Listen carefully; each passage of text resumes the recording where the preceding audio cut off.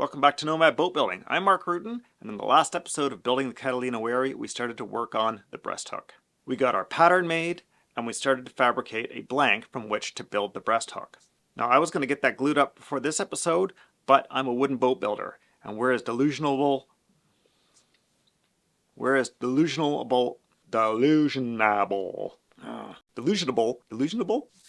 delusionable, king hell. I don't even know what the word is anymore. Delusional. Oh man. All right, I'm gonna make delusionable a word. Now, I wanted to get that glued up before this episode, but I'm a wooden boat builder, and we're as delusional about time management as architects are. So that did not get done. So we're gonna kick things off by briefly looking at how we're putting that breasthook together again, and we're gonna get that thing glued up and move on to the actual cutting and fitting. So sit back and relax. Let me take care of the work. All right, here's our finished part. We made a spline up here, just some more oak. Drop that in there. Now, of course, if we try and slide these together, they're not going to fit because these are intended to be raised up at a slight angle. So if we put those together now, look at that. That's a nice tight joint. So I suppose you might ask, why are we putting a spline in here at all? Well, we could absolutely just glue those two joints together just like so. That would probably hold just fine. However, the boat's coming and going. We got stress happening this way, a little bit of wood movement this way. We want this to tie the end of the boat together nicely. And the more structure we can create in here, the better. Adding a spline to this, it basically doubles our glue joint. So we have this surface here that gets glued, but now we have all these other surfaces that get glued too. So this surface is part of this same surface, right? They're in the same plane, but now we've got 1, 2, 3, 4 other surfaces that are getting tied together, and that is very difficult to blow apart. Also, we're going to have a slightly change in grain going through the spline, and so that's going to help hold it together too. So your spline material, you want it to make it out of stuff that's either equally as hard as the rest of your stock or harder. And I've just decided the oak is probably fine. I'm just going to go with that. I'm not going to bother putting anything different in there. Partially because I kind of like that to disappear. I'm not a huge fan of a lot of contrast and things like this. I'd rather just see it disappear than have this really dark spline showing up because I've used purple heart or something like that. My spline has got just a little bit of wiggle room. It's maybe a shy 16th shallow overall, but that's going to be enough room for that glue to sort of squeeze out and leave enough room for this whole joint to come together too tightly. Okay, one more little detail is the grain orientation in that spline. So I've made this vertical grain, and the reason for that is in species like oak especially, we have two different types of grain. We have the annular rings, and then we have the medullary rays. And let me just show you the tail end of this guy. We clearly see some of the medullary rays running right through this stock, and they run perpendicular to the annular rings. So there's two of them right there. Those are the strongest bits of grain in your wood, and that's why when you look at flat sawn wood, and the flat sawn wood tends to crack, well, it cracks right along these medullary rays. So they're really, really tough. And they all radiate right out from the pith. You can see them all coming, flaring out of the pith area here in this particular piece. And over here, yeah, you can see them, quite a number of them cutting across the grain there. And that's what gives you this sort of fleck pattern here. If this can show up in the light, you'll see these little flecks of material, especially this, when we see classic quarter sawn. You get these sort of funny little ribbons coming in through here. That's the medullary rays. That's them passing through the surface of the wood. And so in our spline, basically we have medullary rays cutting through that spline, and that's going to provide a lot of strength across this joint. All right, that looks great. Let's get this glued up and we can move on to the next job. All right, whenever I mix up these type of epoxies, I'm using G-Flex. I like to do it on a scale. Actually, usually I've got a really nice little scale that West System makes, but mine crapped out on me. Wood chips everywhere. I don't really like using these one-to-one epoxies. I don't know why. I find them really awkward to try and get the mix right. I mean, with the 5-to-1 epoxies. Of course, they've got pump systems that go with it, so it makes it easy. And then for some reason, these 1-to-1s are always a bit, I don't know. So look at this. I thought I either end up making twice what I need, or I end up making half as much as I need. And I can't seem to find the sweet spot between those. I also hate the consistency of them. They're real thick and gooey.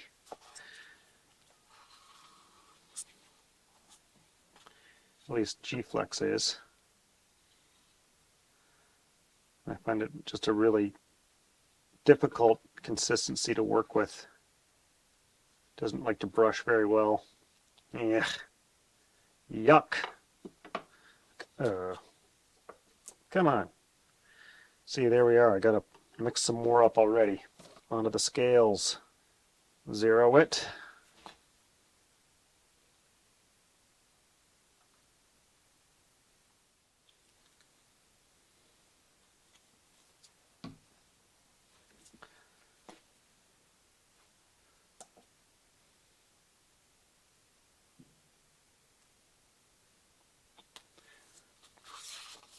And then one delivers at a slightly different rate than the other. The resin is always a little, I guess it's, the resin's always a little faster to pour than the hardener, so it's hard to judge.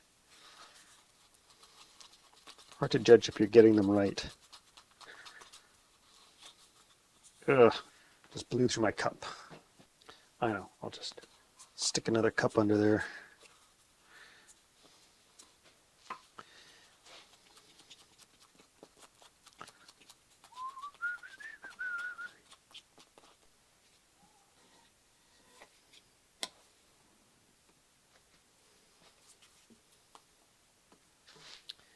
Okay, we'll finish doing our stick and get that in.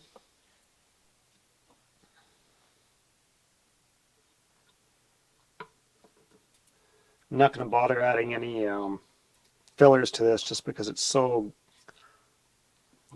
thick and gooey on its own that I don't think I need it.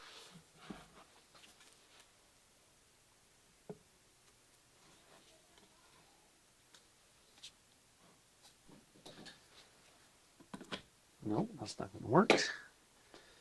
Now, how to get this to stay put. See, look at that. My joint, which was once coming together just fine, now it doesn't want to come together. It's all about epoxy. Okay. There we go. Oh, quit sliding. Didn't anticipate that. Don't know what I can do to stop it from doing that. Stay.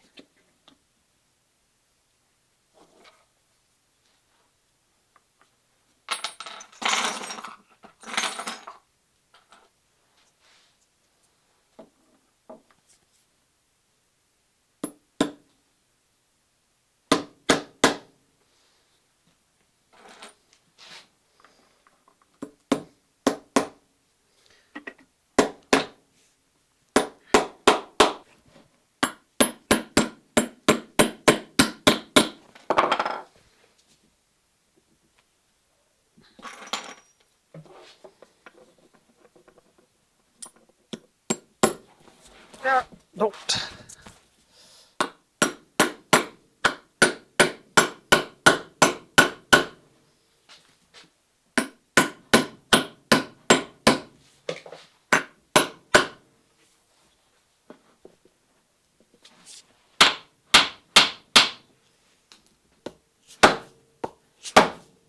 Come on.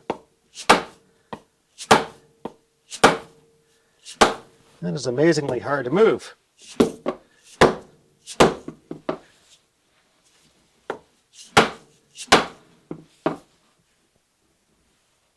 One more. More.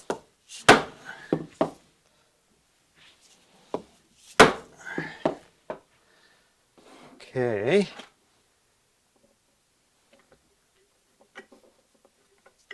I'm going to try and use a pinch dog to keep it from moving back where it was.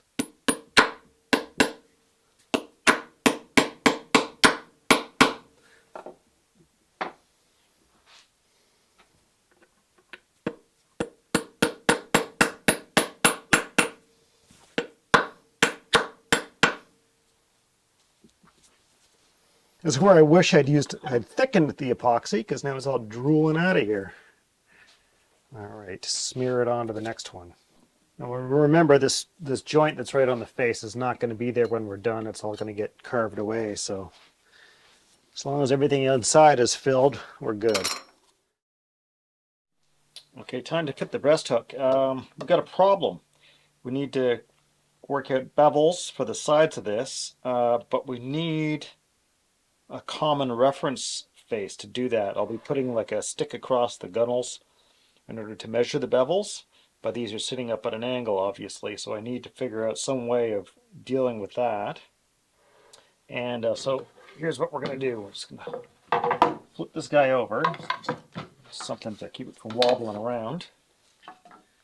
We're going to add just a piece of blocking on the back side here that will level this out so that when I run it on the bandsaw, it's not tipping from one side to the other, or the edge of the bandsaw isn't, it's not, the part isn't falling off the bandsaw. So I'll just use this piece of ply to give myself a couple lines, like so.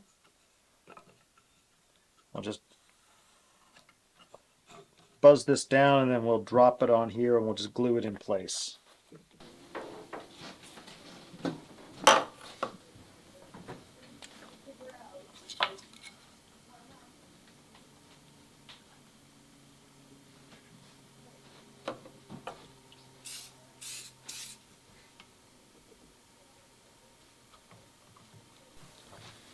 Okay, there we go.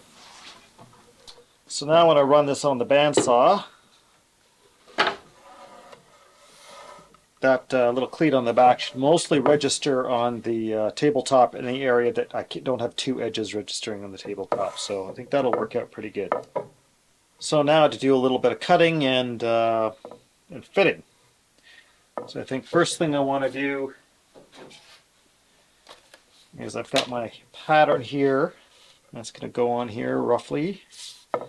I need to just make sure that I've got that this is wide enough, or figure out how much wider I need to go than this in order to get this to fit. So obviously this was taken when it was like that, and now we're tipping it down, which means we're losing a bit of width. So I'm going to play around with that a little bit and see if I can figure out the best way to sort that out. I decided I would try and recreate this and do a little bit better job of it, a little less messy, so I can see what I'm doing. That battens going to be way too stiff.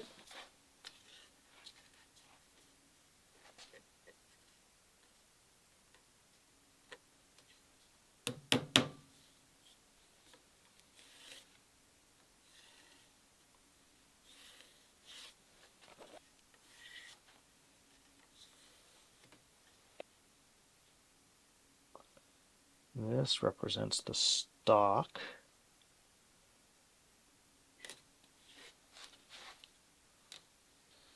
Okay, so what it means is if my stock is here, and this is my finished surface,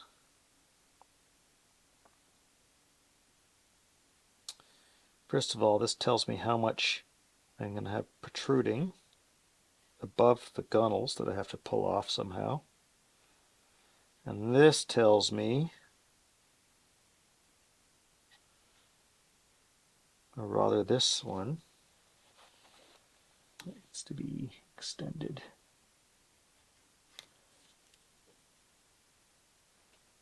This tells me how much bigger I need to lay out my line to hit this point. Is that correct? I think so. That's only about a strong 1/16 at the surface of my wood. Doesn't seem like much.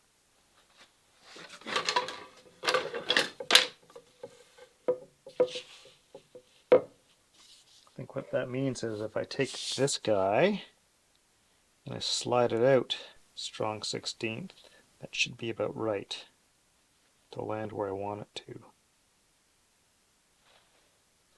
It'll do that.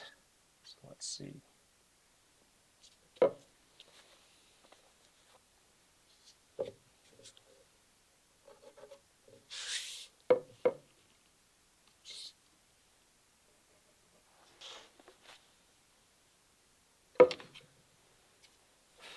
I kind of feel like I should come out a full 1/8.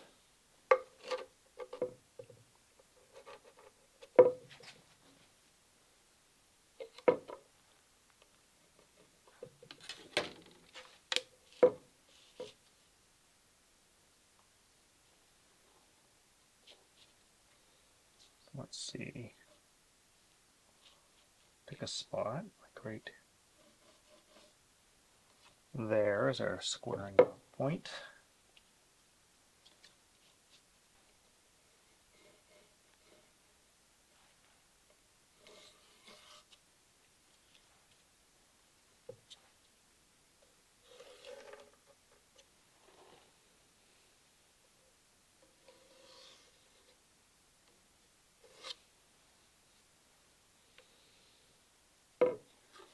Okay, and then we flip this over and we do the same. This falls into the fingers crossed category, I guess. I suppose worst case scenario is if I'm a little shy, I'll be taking more off the bottom, which is harder to do. Okay, I got to work out a few bevels, and then I'm ready to cut.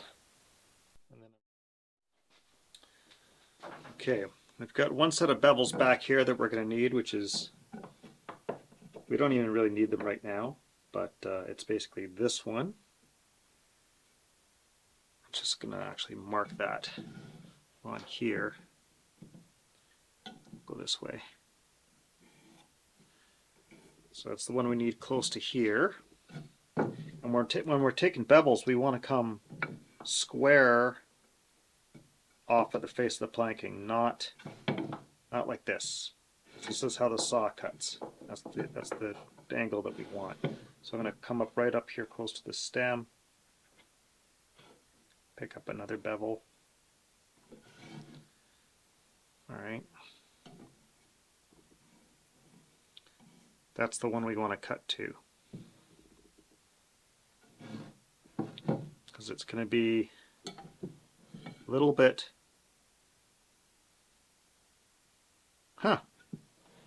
actually, because you want to cut to the one that's more plumb.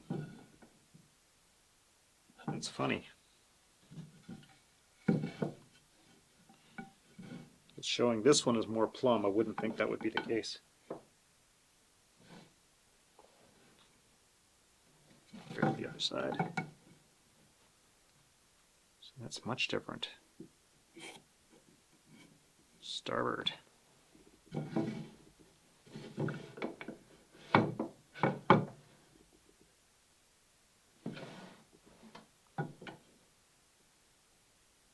It's close enough to the same port. Double check on this side. Yeah. Port and starboard. Why are these two so different?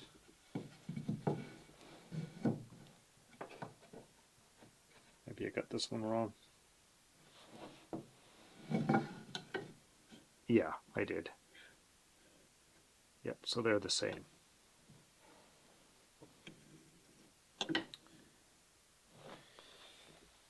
Okay, always good to double check your work. And then there's one more we need, and that's right up here. It's this one.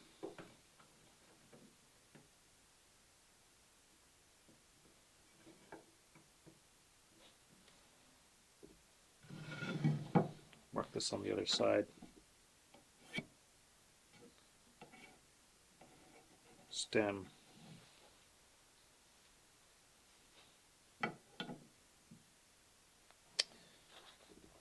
Okay. And that's all basically off the shear line. Our breast hook will be coming up from that. I need to figure out how far back from the surface I need to put this. Oh boy, tricky, tricky, tricky. I know what I need. What I need is the width of this on here.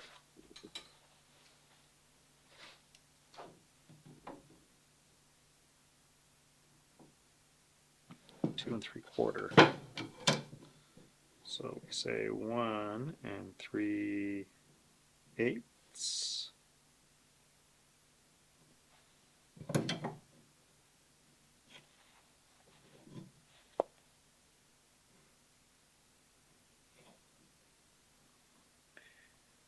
So we need to be about strong 16th forward to hit our mark there too.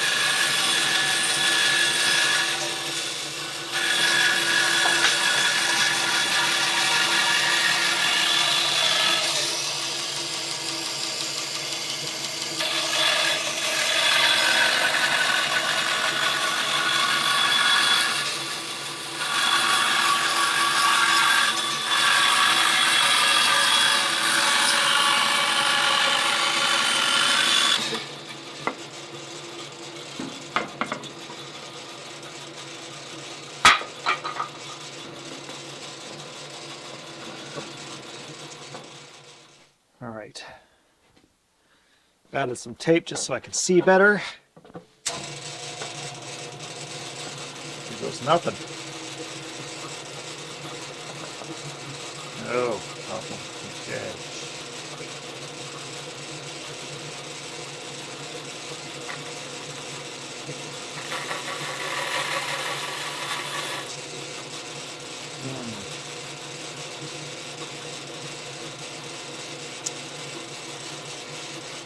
Need to shim this up.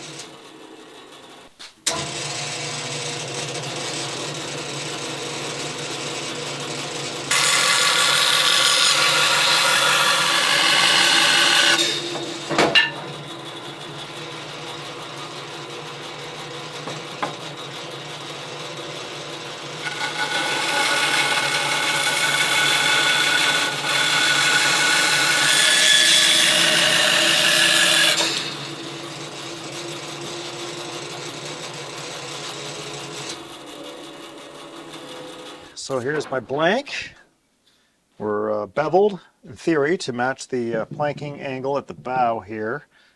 It has to get changed back here, but I came to a decision. I decided everything related to trying to fit this nicely with these and be captured in behind these frames is a huge pain in the ass. I can't even really stick it in here to see if I'm close right now because of these guys being in the way. So I think what I decided to do is I'm just going to knock down the tops of these frames. When this is done, these guys will cover the tops of the frames. And the in-wales will come and tie in here. And so they'll sit down here, something like this. And I think that's going to be a much more satisfactory solution, or at least it's going to speed up fitting this thing by like 5 times probably, because trying to fit things in a captured space is tough, partially because of this bevel right here, because this and these are not at the same angle.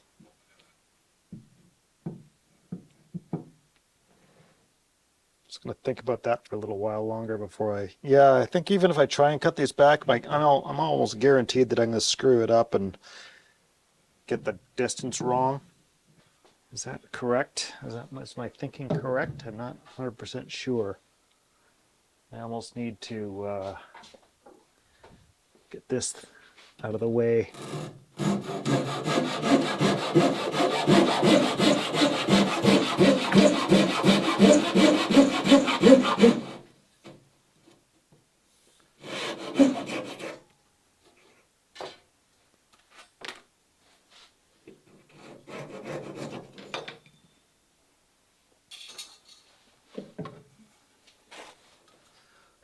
Alright, let's see now.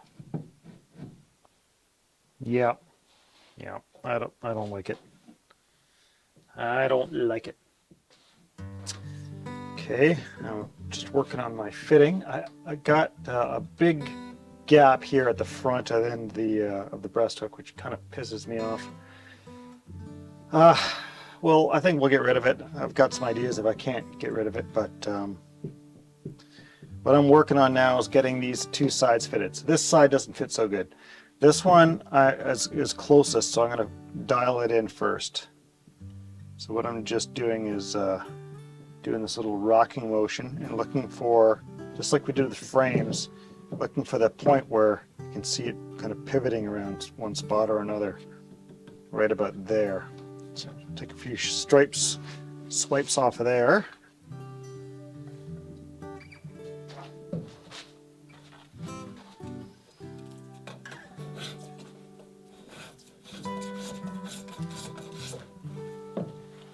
Let me try it again.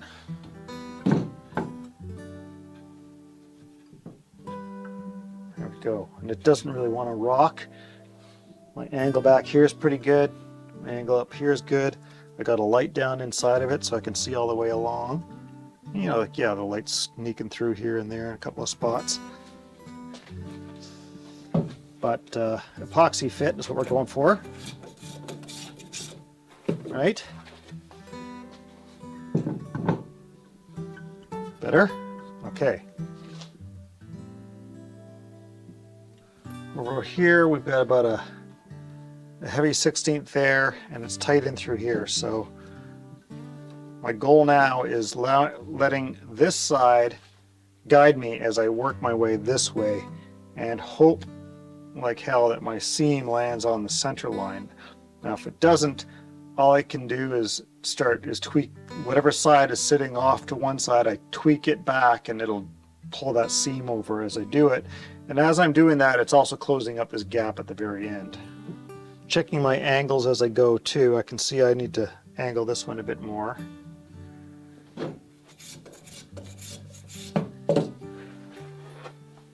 I've got a finishing nail up here on the stems controlling my height there, so that's staying constant. Better? Right near the front. Right near the front. I know some of you viewers out there might be kind of bored with this particular video. I know it's a lot of talking, it's a lot of head scratching, but for those who are new to building, who are trying to figure out how to do this stuff, I think watching me go through this process is important. Now, it's not the only way to do it, of course. This is just the way I'm doing it, and you're not getting to see every little step of the way because that would be a lot more boring.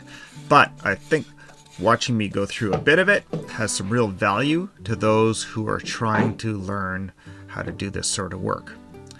And I'm making these videos primarily for those viewers. So for the rest of you, I appreciate you watching, and if this isn't to your taste, well, go ahead and click forward or jump to another video. Alright, let's get back to it. There's a little knot here, so of course the plane is struggling every time you hit that. It takes off just a little bit less than all around it. There we go, that's looking better.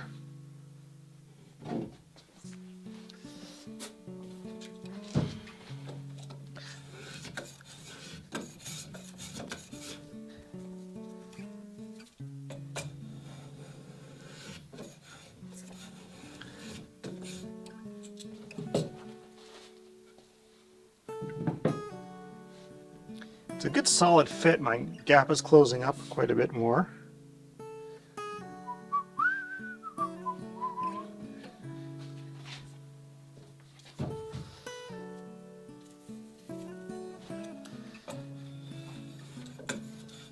It's a little bit like doing dishes, you know. It sort of sucks. They gotta get done, and sometimes you just gotta be satisfied with the fact that you're getting stuff done.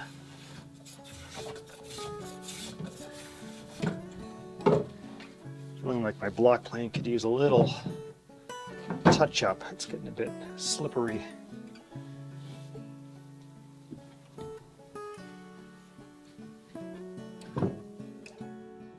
Okay, now that we've got our breast hook fitted, we can move on to shaping it, sculpting it. Now that's going to take quite a bit of time, and we are all out of it for this episode. So I hope you join me again on the next episode when we do that. Now I really appreciate you watching these videos, but what I would appreciate even more is if you could help support them by joining me on Patreon. You can find links in the corner or down in the description. Making these videos takes a lot of time out of my workday. I do not do it for the money, but I do need to get a little financial compensation to make it viable. So if you can help me out on Patreon, super appreciate that. And if that's not your jam, I get it. You could make a one-time donation through PayPal, or you could hop on over to my website and buy a little something. There's links for all of that down in the description. So check them out, and I'll catch you later. Keep your stick on the ice. And there's so much ice around because there's a huge cold snap here in Canada and across the whole 49th. Frozen solid by. No trouble finding ice. Keep your stick on it. Okay? Ciao for now.